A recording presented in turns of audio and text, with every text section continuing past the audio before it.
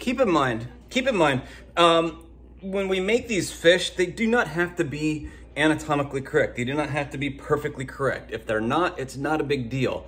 It's more just to give the idea or the impression of an animal that we might find in the ocean. So as I'm going through this, I'm not really referencing exactly what this fish should look like. You know, I've kind of got a picture of the thing that I drew, which was based on another animal. You know, so that's one thing to just kind of keep in mind. All right, so I'm gonna go ahead and make my side fin here, okay? And then I'll make the eyeball as well. The eyeball on this one is actually pretty large, but it doesn't stick out that much. So I'm gonna make it kind of flat. And all I'm doing is just taking a little rolling pin, a little dowel here, to flatten out some clay. If I really wanted to, I could use the slab roller, but for something this small, I don't think it's really necessary. And I also wanna kind of get a different thickness than what the slab roller does. The slab roller does one perfect thickness, which is good for a lot of things, but for this, I want it to be a little bit thinner. All right, so I'm gonna kind of just do like a little bit of a clamshell design. Okay, I call it a clamshell just because it's kind of like that. And then I'm gonna kind of place it and see if that will work, okay? And that, I think, is a little bit on the large side, so I can trim it down. And don't be afraid to go big at first. You can always make things smaller. It's a lot harder to make things bigger, or you just have to cut a new one. Okay. So I'm gonna kind of give it a little bit of a flare here. And if I want to change the shape of it a little bit, I can use a little pinch technique. Okay. So you can see how that's kind of starting to shape a little bit. Down here, I want this to come out a little bit more.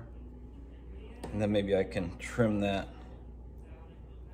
And I'm just kind of making this up as I go along. Remember, this is not a real fish. This is just a fish out of my own imagination.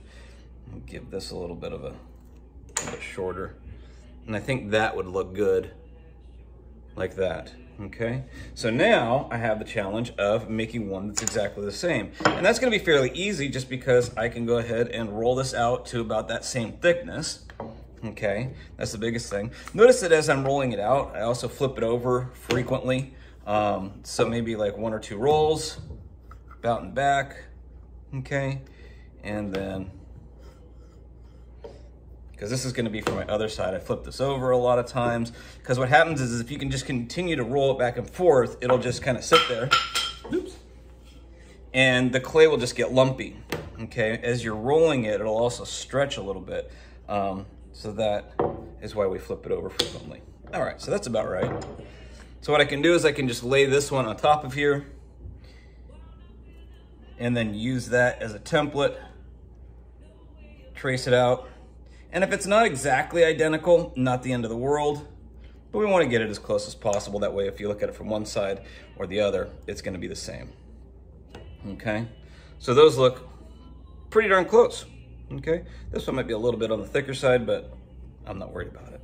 Okay, then we're gonna go ahead and make the eyeball, which I'm just going to go ahead and cut a circle out.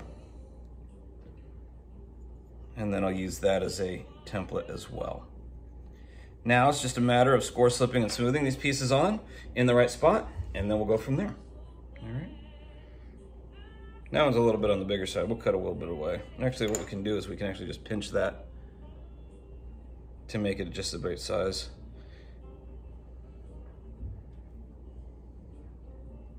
There we go. So now I've got 2 eyeballs that are about the same size.